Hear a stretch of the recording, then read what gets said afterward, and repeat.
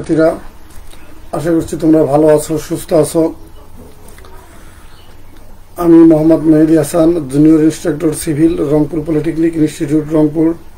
বরাবরের মতোই আমি ট্রান্সপোর্টেশন ইঞ্জিনিয়ারিং এর ক্লাস শুরু করছি। আজকে আমি অধ্যায় 6, 7 এবং 8 এর রিভিউ ক্লাস কভার করব। তোমরা জানো যে বিগত 2 ক্লাস যাবৎ আমি রিভিউ ক্লাস নিয়ে আসছি। তো রিভিউ ক্লাসের ক্ষেত্রে একটি কথা না বললেই নয়, রিভিউ ক্লাসটি গতানুগতিক ক্লাসের মতো ধীরে হবে না, এটাকে একটু ফাস্টলি অর্থাৎ একটু তাড়াতাড়ি এটা কভার করা হবে। আমি শুধু টপিকগুলোতে একটু টাচ করে যাব, দু একটা কথা বলবো, এই জন্য দ্রুত টপিকগুলো কভার করবো আর কি। অর্থাৎ প্রতি একটি ক্লাসে আমাদের সাধারণত 3টি চ্যাপ্টার কভার করার টার্গেট থাকে। তো বরাবরের মতোই আজকেও তাই করার চেষ্টা করা হবে। আমি আশা করছি তোমরা ক্লাসটি প্রথম থেকে শেষ পর্যন্ত দেখবে এবং আমার সাথে তাল মেলাবে। তো আজকে অধ্যায় 6, 7 এবং 8 নিয়ে আমরা কথা বলবো। আমাদের প্রথমে অধ্যায় 6 রয়েছে। অধ্যায় 6 হচ্ছে পাহাড়ি সড়ক এবং সড়কের পানি নিষ্কাশনের ধারণা। তো অধ্যায় 6 আমরা যে বিষয়গুলো নিয়ে কথা বলবো: পাহাড়ি সড়কের অ্যালাইনমেন্ট নির্ধারণের বিবেচ্য বিষয়সমূহ, পাহাড়ি সড়কে ব্যবহৃত বিভিন্ন পারিভাষিক শব্দ, রিটেইনিং ওয়াল এবং ব্রেস্ট ওয়াল, ল্যান্ডস্লাইড বা ভূমিধসের কারণ ও প্রতিকার, তারপর সড়কের পানি নিষ্কাশনের আবশ্যকতা, অনুপযুক্ত নিষ্কাশনের প্রভাব। সড়কের অ্যালাইনমেন্ট নির্ধারণের বিবেচ্য বিষয়সমূহ এখানে বলা হয়েছে যে দিক দিয়ে সড়কের অ্যালাইনমেন্ট নির্ধারণ করলে সবচেয়ে কম পথ হবে, পথের দুর্ঘটনা সবচেয়ে কম হবে, তারপর নির্মাণ ব্যয় কম হবে, তারপর নির্মাণ করাটা সহজসাধ্য হবে, পানি নিষ্কাশন ব্যবস্থা ভালো হবে, এই বিষয়গুলো মাথায় রেখেই সড়কের অ্যালাইনমেন্ট নির্ধারণ করতে হয়। এখানে কিছু পারিভাষিক শব্দ রয়েছে: গ্রামীণ পথ বা ট্র্যাক, তারপর ব্রিডল পথ, হিল রোড, স্যালিয়েন্ট বাঁক, তারপরে reentrant curve, hairpin bend, corner bend রয়েছে, তারপর রয়েছে ট্রেস কাট। এর ভিতরে তারপর রয়েছে রিটেনিং ওয়াল এবং ব্রেস্ট ওয়াল। রিটেনিং ওয়াল নিয়ে যদি আমরা কথা বলি, এটি খুবই গুরুত্বপূর্ণ একটি টপিক, রিটেনিং ওয়াল এবং ব্রেস্ট ওয়াল। তো রিটেনিং ওয়াল হচ্ছে কি, সড়কের প্রস্থচ্ছেদের একাংশ ভরাটে ও অবশিষ্ট অংশ খননে নির্মিত হলে ভরাট অংশকে ঠেস দেয়াল দিয়ে রাখার জন্য যে দেয়াল নির্মাণ করা হয় তাকে রিটেনিং ওয়াল বলে। স্যালিয়েন্ট বাঁক, রিএন্ট্রেন্ট বাঁক, হেয়ারপিন বাঁক বা কর্নার বেন্ডের সড়কে বা যানবাহনের নিরাপত্তা কল্পে এগুলোর বাহিরের কিনারা বরাবর রিটেনিং ওয়াল নির্মাণ করা হয়।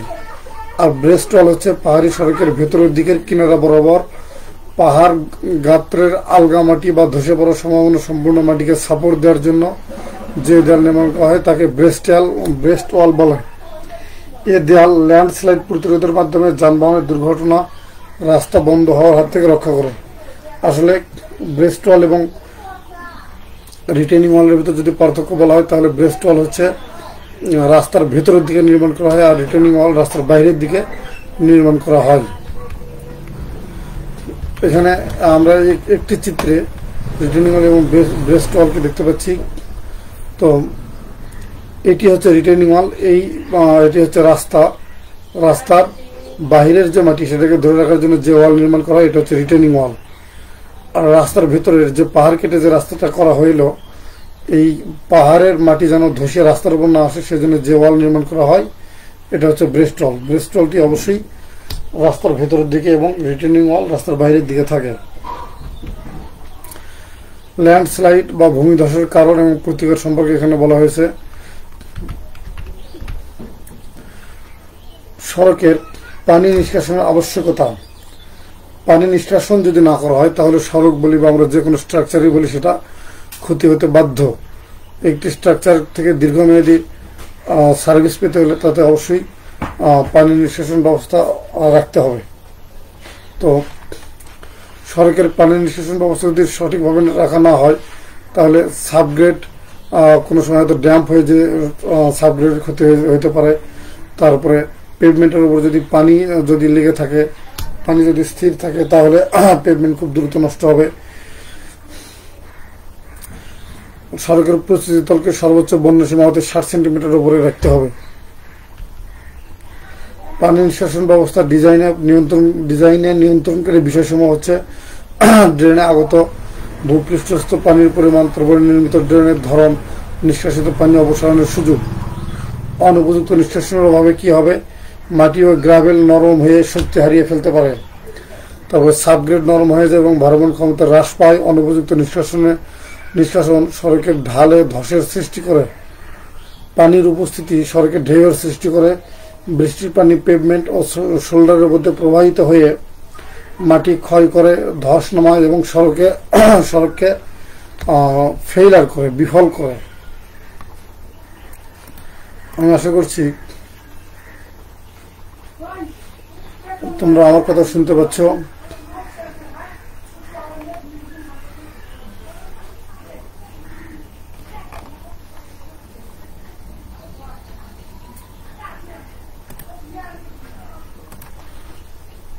এখন আমরা দেখব cross drainage works.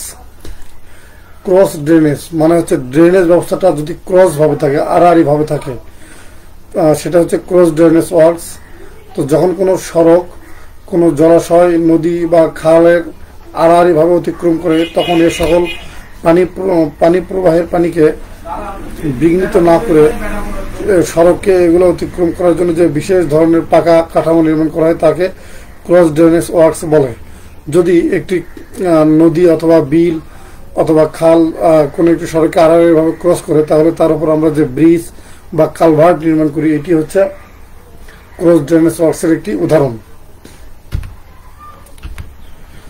Cross drainage ওয়ার্কসের শ্রেণীবিন্যাস, কালভার্ট রয়েছে, ব্রিজ রয়েছে, এগুলো হচ্ছে ক্রস ড্রেনেজ ওয়ার্কসের শ্রেণীবিন্যাস। যখন স্প্যান 6 মিটারের কম হবে তখন সেটা হবে কালভার্ট, আর 6 মিটারের উপর দিয়ে যদি যায় তাহলে সেটা হবে ব্রিজ। 6 মিটারের বেশি হলে সেটা ব্রিজ হবে। কালভার্টের নিচ দিয়ে নৌযান চলাচল করতে পারে না, কিন্তু ব্রিজের নিচ দিয়ে নৌযান চলাচল করার সুবিধা প্রদান করা হয়। তো এইটুকু ছিল আমাদের অধ্যায় 6। এখন আমরা অধ্যায় 7 দেখব।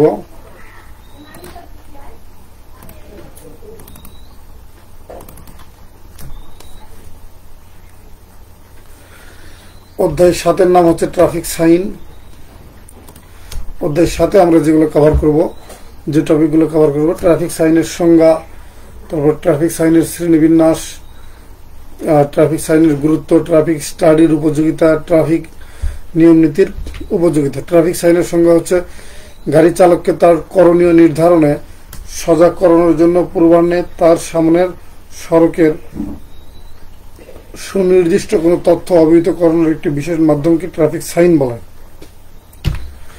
ট্রাফিক সাইন 3 ধরনের: নিয়ম নীতি বা বাধ্যতামূলক বা আদেশমূলক ট্রাফিক সাইন, যেটাকে ইংরেজিতে রেগুলেটরি ট্রাফিক সাইন বলা হয়। তারপর সতর্কতামূলক ট্রাফিক সাইন বা ওয়ার্নিং ট্রাফিক সাইন, আর হচ্ছে তথ্যমূলক বা ইনফরমেশনাল অর্থাৎ ইনফরমেটিভ ট্রাফিক সাইন, অথবা এটাকে গাইড সাইনও বলা যেতে পারে। চিত্রে আমরা একটি নিয়ম নীতিমূলক বা বাধ্যতামূলক বা আদেশমূলক ট্রাফিক সাইন দেখতে পাচ্ছি। এরপরে আদেশমূলক ট্রাফিক সাইনের অনেকগুলো এখানে প্রকারভেদ দেখানো হয়েছে। সতর্কতামূলক ট্রাফিক সাইনের যে পোস্ট সেটি এরকম হবে, এবং এই জায়গাটিতে এই যে স্পেসটি রয়েছে এখানে সেই ট্রাফিক সাইনের নির্দিষ্ট সাইনটি এখানে বসবে। সেই সাইনগুলো এরকম হইতে পারে, এরকম বিভিন্ন চিহ্ন সম্বলিত হইতে পারে, আঁকা বাঁকা বামে, আঁকা বাঁকা ডানে থাকতে পারে, অথবা হেয়ারপিন বেন্ড থাকতে পারে, আড়াআড়ি থাকতে পারে, রেলগেট থাকতে পারে, স্কুল, তারপরে সাইড রোড ডানে বামে, এগুলো সতর্কতামূলক ট্রাফিক সাইনের মধ্যে পড়ে। তথ্যমূলক ট্রাফিক সাইন বা গাইড সাইন, এগুলো হচ্ছে তথ্যমূলক ট্রাফিক সাইন, যে সামনে হসপিটাল অথবা মসজিদ অথবা পার্কিং স্থান অথবা বিভিন্ন সড়ক কোন দিকে চলে গিয়েছে, এই সমস্ত তথ্য সম্বলিত যে সমস্ত ট্রাফিক সাইন, সেটা হচ্ছে তথ্যমূলক ট্রাফিক সাইন বা গাইড সাইন বলে। ট্রাফিক সাইনের গুরুত্ব যে সড়ক সংক্রান্ত বিভিন্ন তথ্য পূর্বেই অবগত হওয়া যায়, তারপর নিরাপদে গন্তব্যে পৌঁছা যায়, গাড়ি নির্বিঘ্নে চলাচল করতে পারে, দুর্ঘটনা রোধ করা যায়, গন্তব্যের দিক ও দূরত্ব পূর্বেই জানা যায়। ট্রাফিক স্টাডির উপযোগিতা, কিছু নির্দিষ্ট তথ্য জানার জন্য এই স্টাডিগুলো করা হয়ে থাকে। সেগুলো হচ্ছে ট্রাফিকের পরিমাণ স্টাডি, ট্রাফিক ফ্লো স্টাডি, ট্রাফিকের গতিবেগ স্টাডি, ট্রাফিকের ধারণ ক্ষমতা, যাত্রা স্থান ও গন্তব্যস্থল, পার্কিং স্টাডি, দুর্ঘটনা স্টাডি। তবে ট্রাফিক সাইনের উপযোগিতা, যেহেতু গাড়ির চালককে পূর্বেই বিভিন্ন তথ্য সম্পর্কে অবগত করানো হয়, ফলে চালক কোনো নির্দিষ্ট গন্তব্যে পৌঁছার জন্য সমস্ত কাজ সঠিকভাবে সম্পাদন করতে পারে। ট্রাফিক সাইনের মাধ্যমে যানবাহন চলাচল নিয়মমাফিক নিয়ন্ত্রণ করে সড়ককে নিরাপদ ও দুর্ঘটনামুক্ত করা যেতে পারে। আমাদের মোটামুটি এইটুকুই ছিল অধ্যায় 7। আসলে এই অধ্যায়গুলো একটু ছোট, অধ্যায় 6 ছোট, অধ্যায় 7 ছোট, এই জন্য খুব দ্রুত আমরা কভার করছি। তো আমি আশা করছি তোমরা সবাই আমার কথা শুনতে পাচ্ছ। যারা কথা শুনতে পাচ্ছ না তারা দয়া করে একটু জানাবে। এখানে একজন কমেন্টে বলছো যে স্যার আগের ক্লাসগুলোর প্লে লিস্ট কি পাওয়া যাবে? তো আগের ক্লাসগুলো পেতে হলে তোমাকে এই স্ক্রিনে দেখানো একটি ঠিকানা রয়েছে, এই ঠিকানাটা তুমি ভিজিট করতে পারো। সেটা হচ্ছে দক্ষতা বাতায়ন, অথবা তোমার যদি ইংলিশে লেখো www.skill.gov.bd, এই ঠিকানায় তোমরা ভিজিট করে দেখতে পারো যে এখানে সবগুলো ক্লাস, শুধু এই সাবজেক্ট নয়, সবগুলো সাবজেক্টের বিগত সমস্ত ক্লাসে এখানে সুন্দরভাবে প্লে লিস্ট আকারে ধারণ করে রাখা হয়েছে। তোমরা সেখান থেকে তোমাদের প্রয়োজনীয় ভিডিওটি তোমরা বারবার প্লে করে দেখতে পারো। অধ্যায় 7 শেষের পরে আমরা এখন অধ্যায় 8 শুরু করব।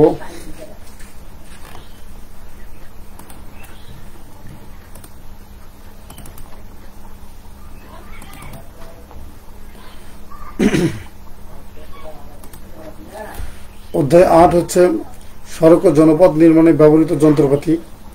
প্রিয় শিক্ষার্থীরা, তোমাদের জ্ঞাতার্থে বলছি যে এখন আমি রিভিউ ক্লাস নিচ্ছি। তো রিভিউ ক্লাস মানেই তোমরা জানো যে ক্লাসের মূলত টপিকগুলোর উপর শুধুমাত্র একটু হিন্টস দিয়ে যাওয়া হবে, শুধু একটু টাচ করে যাওয়া হবে এবং খুব দ্রুত সবগুলো টপিক কভার করা হবে। যেহেতু একটা ক্লাসে 2-3টা চ্যাপ্টার কভার করতে হচ্ছে, সুতরাং তোমরা বুঝতেই পারছো যে আমাকে খুব দ্রুত গতিতে সামনে এগোতে হবে। তো আমরা যে টপিকগুলো নিয়ে আলোচনা করব অধ্যায় 8-এর জন্য, সেই টপিকগুলো হচ্ছে কাজের স্থান পরিষ্কারকরণের যন্ত্রপাতি, মাটি খনন ও স্থানান্তরের যন্ত্রপাতি, মাটি দৃঢ়করণ ও সমতলকরণের যন্ত্রপাতি, রোড মেটাল ভাঙার যন্ত্রপাতি, বিটুমিন সড়ক নির্মাণের যন্ত্রপাতি, আরসিজি সড়ক নির্মাণের যন্ত্রপাতি, বিভিন্ন যন্ত্রপাতির পরিচিতি রয়েছে। তো মাটির কাজের স্থান পরিষ্কারকরণের যে যন্ত্রপাতি রয়েছে সেগুলো হচ্ছে বুলডোজার, অ্যাঙ্গেল ডোজার, টি ডোজার, তারপর রুটার, ট্রাক্টর, স্ক্র্যাপার। মাটি খনন ও স্থানান্তরের যন্ত্রপাতি রয়েছে ড্রাগ লাইন, স্ক্রেপার, পাওয়ার শোভেল, রুটার, ক্লামশেল, হো।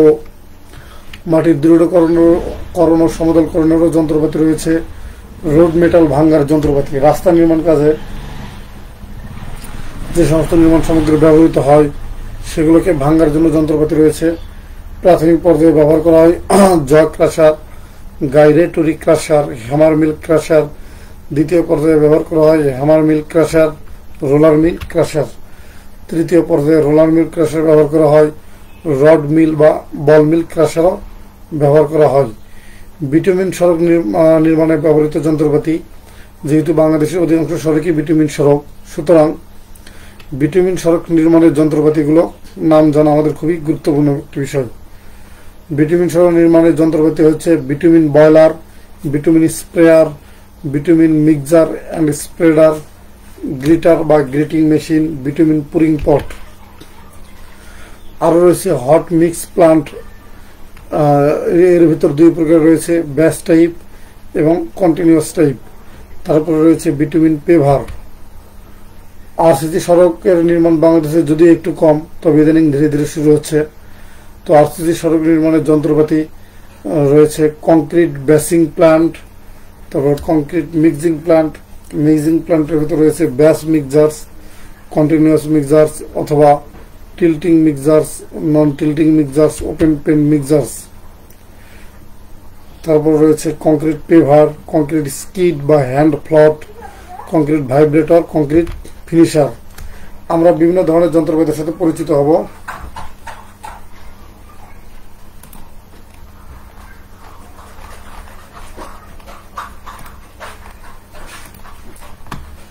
তো তার আগে আমি দেখে নিই যে তোমরা সবকিছু শুনতে পাচ্ছ আশা করি।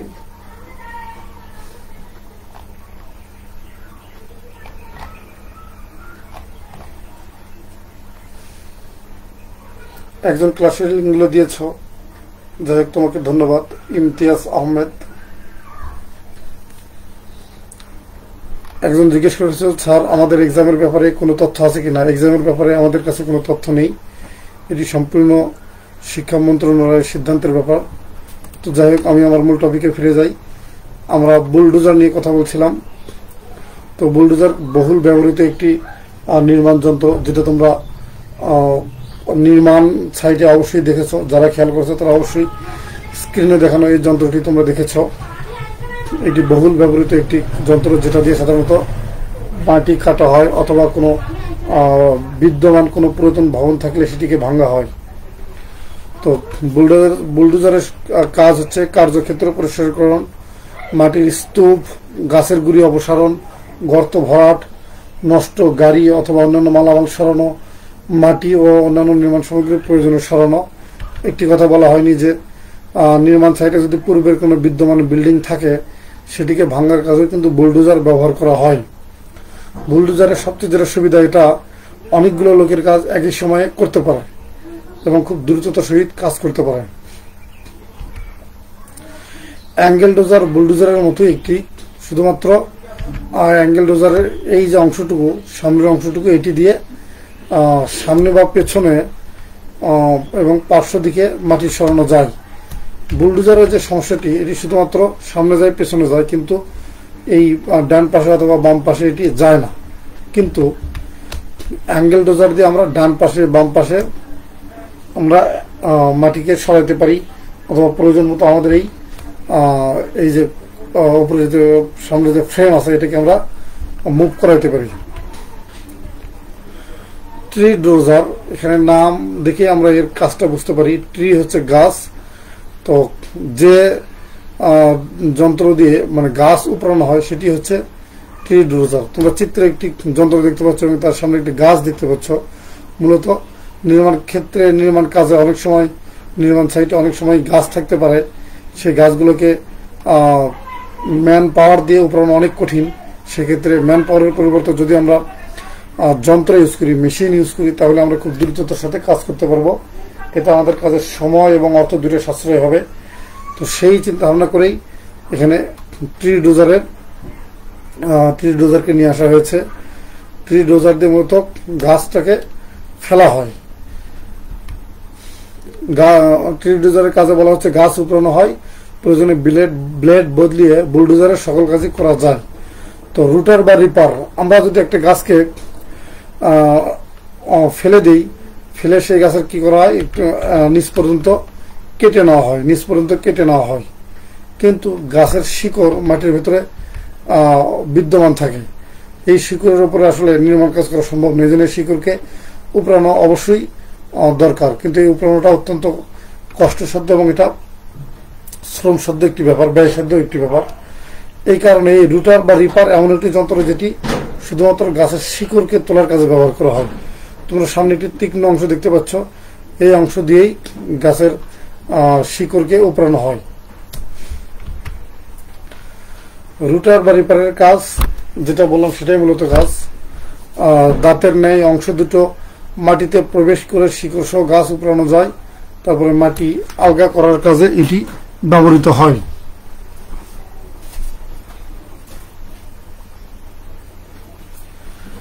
রুটার বা রিপারের যে সামনে অংশটুকু, এটি দিয়ে লাঙ্গলের মতো মাটিকে আলগা করাও যেতে পারে।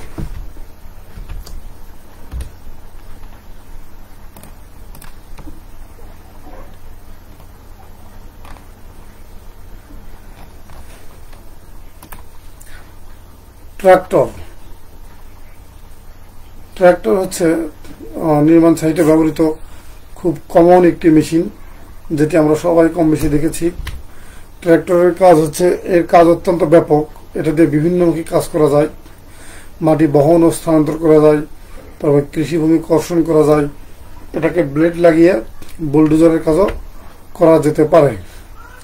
এবং তোমরা গ্রাম অঞ্চলে অনেকেই দেখবে যে ট্রাক্টর দিয়ে কিন্তু ইদানিং ইট বালি এগুলো বহন করা হয়। তো এটি ট্রাক্টরের একটি কাজ। তারপর রয়েছে স্ক্রেপার। স্ক্রেপারের চিত্রটা অবশ্যই একটু আফসা। তো স্ক্রেপার দিয়ে কি কাজ করা হয় এটি দেখি আমরা। স্বচালিতভাবে মাটি কাটা, বহন ও খালাসকরণ করা যায়, মাটি ভরাটের কাজ করা যায়। এটি একটি স্বচালিত অর্থাৎ এটি একটি অটোমেটিক মেশিন। তারপর রয়েছে গ্রেডার। এটি হচ্ছে গ্রেডারের চিত্র দেখানো হচ্ছে। তারপর রয়েছে শোভেল মাউন্টিং। শোভেলের ভিতরে আবার বিভিন্ন প্রকার রয়েছে। আমরা মাউন্টিং শোভেলকে এখানে দেখাচ্ছি। শোভেলের এখানে অনেকগুলো উপাংশের নাম দেখানো হয়েছে। নিচে রয়েছে ডিপার, যেটা দিয়ে মাটি খনন করা হয় কিছুটা। তারপর রয়েছে ডিপার স্টিক, ডিপারের সাথে যে লম্বা একটি স্টিক রয়েছে এটা হচ্ছে ডিপার স্টিক। তারপর হোয়েস্ট লাইন রয়েছে, বটম লাইন রয়েছে, ক্যাব রয়েছে, সেন্টার অফ রোটেশন রয়েছে। শোভেলের কাজ হচ্ছে প্রধান কাজ মাটি খনন করা। তাছাড়া ওয়াগনে মাটি বোঝাইকরণ করা যায়, মাটি খনন ও বাকেটে করে উঠিয়ে আনা যায়, শক্ত মাটি খনন করা যায় এবং উঠে আনা যায়, ভিজা মাটি খনন করা যায়, সে অবস্থানে নিশ্চিত নরম মাটি খনন বা উঠানো যায়, মাটি আলগাও উঠিয়ে আনা যায়। মূলত সংক্ষেপে যদি আমরা বলি তাহলে শোভেলের কাজ হচ্ছে দুইটি। এটি হচ্ছে মাটি খনন করা যায় এবং মাটি ওপরে তুলে নিয়ে এসে কোনো গাড়িতে বোঝাই করা যায়। তারপর রয়েছে রোলার। রাস্তা নির্মাণ করার ক্ষেত্রে আমরা এই যন্ত্রটির ব্যাপক ব্যবহার লক্ষ্য করেছি। রাস্তার পৃষ্ঠকে দৃঢ়বদ্ধ করার জন্য রোলার ব্যবহার করা হয়। রোলারের ভিতরে বিভিন্ন ধরনের ক্যাপাসিটি রয়েছে। কিছু রোলারের ওয়েট বেশি, কিছু রোলারের ওয়েট কম। তো রোলারের কাজ এটাই, মাটি দৃঢ়বদ্ধ করে। কর্দম ও বেলে মাটিও দৃঢ়বদ্ধ করা যায়। সংশক্তিহীন মাটি অর্থাৎ কোহেশনলেস মাটি অল্প সময় দৃঢ়বদ্ধ করা যায়। বিটুমিন বয়লার হচ্ছে এমন একটি যন্ত্র যেটা রাস্তা নির্মাণ করার ক্ষেত্রে রাস্তার পাশে যন্ত্রটি রেখে আমরা বিটুমিনকে গরম করতে পারি বা প্রয়োজনীয় তাপমাত্রায় উত্তপ্ত করতে পারি। একসময় বিটুমিনকে রাস্তার পাশে খোলা জায়গায় উত্তপ্ত করা হইতো। তোমরা রাস্তা নির্মাণ করার সময় যদি কেউ খেয়াল করে থাকো তাহলে এটি অবশ্যই তোমাদের চোখে পড়ার কথা। তো রাস্তার পাশে বিটুমিনকে উত্তপ্ত করলে ব্যাপক পরিমাণে ধোঁয়ার সৃষ্টি হয়, একটি বিশৃঙ্খল পরিস্থিতির সৃষ্টি হয়, যে কারণে বিটুমিন বয়লার ইউজ করলে আমরা এই অসুবিধাগুলো থেকে বাঁচতে পারি আর কি। বিটুমিন স্প্রেয়ার হচ্ছে উত্তপ্ত বিটুমিনকে রাস্তার পৃষ্ঠে যখন ঢালা হয় তখন এই যন্ত্রটি ব্যবহার করা যেতে পারে। এই যে চেম্বারটি দেখতে পাচ্ছি এখানে বিটুমিন থাকে। তারপর এই নিচের যে নজলের মতো কয়েকটি ছিদ্র রয়েছে, এই ছিদ্র দিয়ে বিটুমিনগুলো রাস্তায় সমাহারে পড়তে থাকে। এই মেশিনটি সামনে এগিয়ে যায় তার চাকার সাহায্যে, আর পেছনে এই নজলগুলোর মাধ্যমে বিটুমিন রাস্তার উপর সমাহারে পড়তে থাকে। তো এইটুকুই ছিল আমাদের অষ্টম চ্যাপ্টার, এবং অষ্টম চ্যাপ্টারের মাধ্যমে আজকে আমার ক্লাসে এই পর্যন্তই।